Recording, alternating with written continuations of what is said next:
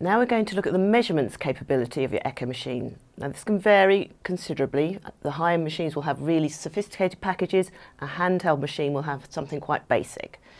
But let's start with something that you can do on all types of machines. So I'm going to get a parasternal short axis view. Look for left ventricular hypertrophy, for example. I could measure the wall thicknesses here. And I can use that with a caliper. So if I just measure this bit of the septum here, it's going to measure in centimetres in this particular modality, in imaging modality, and it's telling me that the septal width is 1.1 centimetres. In the same image, I could do an area, so I might as well measure the area of the mitral valve. So I'm going to freeze it in an open position, like this. And then I'll just want to trace around to see what the area is like here. I'm in imaging, so I know my units are going to be centimetres. And I'm doing an area, so I expect to get my result in centimetres squared. Which I do, 5.8 centimetres squared, so that's good. Now I'm going to go around to an apical view and do some Doppler recordings. So let's look at the aortic valve. So I'll tip up into a 5-chamber view and put a continuous wave through the valve. I want to optimise, just as I optimise an image, I will optimise my Doppler as well. Reach my waveform, fills my screen. Okay, so this is Doppler, so we've got time against velocity. So now my caliper will no longer give me centimetres as it was when I was imaging. Now it'll give me the units of the modality I'm using. So I'm doing a velocity, so it's giving me a velocity of 1 metre per second. And you can see underneath the velocity, it's giving me a pressure, and that's because it's applying the Bernoulli equation, so it's doing 4v squared, converting my velocity into a gradient. So another thing I could do here, if I wanted, was trace around my signal. And that'll give me a velocity time integral.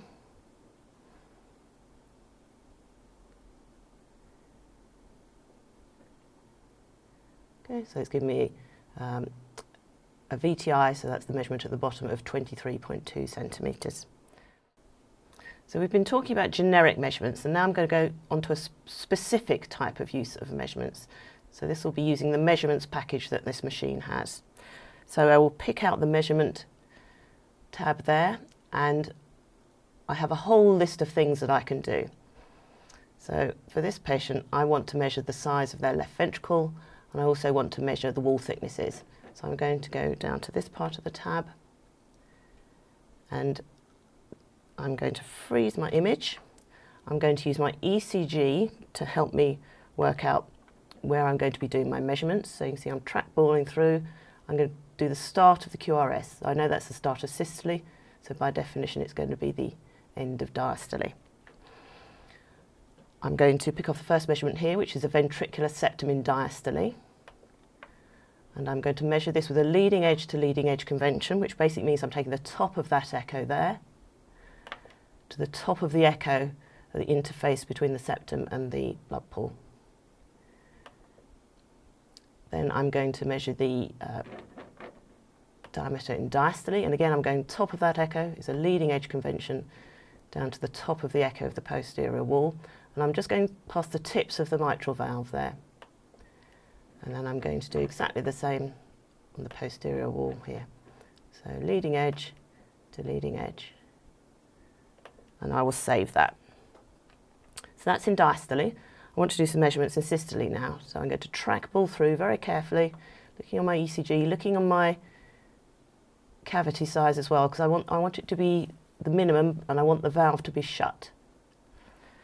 So I'll go now onto the LrvZRdo8, which is the left ventricular internal diameter in systole, do exactly the same thing. So a leading edge convention, tips of the mitral valves down to that posterior wall. The machine is now giving me a whole set of measurements. So the machine has measured several numbers for me there, and it's put them into the worksheet, which will save now. So I'll have all those measurements, the wall thicknesses and the cavity diameters. It's also given me an ejection fraction. I wouldn't usually use this number because it's only measured it in one plane through the heart, which isn't great practice. So whilst we're in this parasternal long axis view, let's have a look at the aortic root. So I will change my settings so I can focus on the aortic valve within the root. What I want to do now is measure some diameters. So we typically measure 3 different diameters in this view. And again, I will go to the specific measurement package here, and it'll give me a choice of all the things I could measure. I want to measure the sinuses, so the aortic sinus. Here I'm going to use an inner edge to inner edge convention, and you can see I'm measuring in systole, and this is the widest bit of the root. There's some controversy about whether to measure in systole or diastole, and my advice would be to just do whatever your institution does. There is a movement away from systole to diastole, but I'm going to measure in systole now. So that was the sinus of Valsalva. I can measure the sinotubular junction, which will be the narrower diameter about here. I can store those. What I quite like to do is see the size of the ascending aorta. So I'm going to alter my view very slightly now and come up slightly. And I'm getting the first few centimetres of the ascending aorta.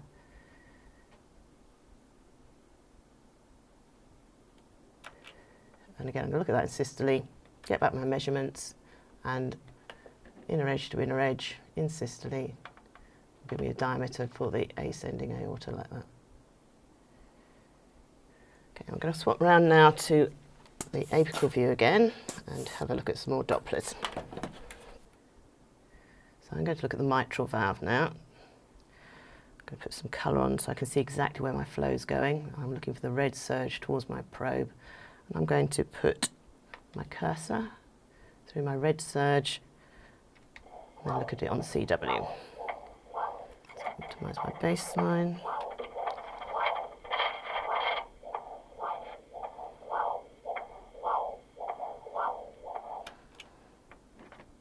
Okay, so as we've said before, it's nice to have 2 or 3 waveforms in the display here.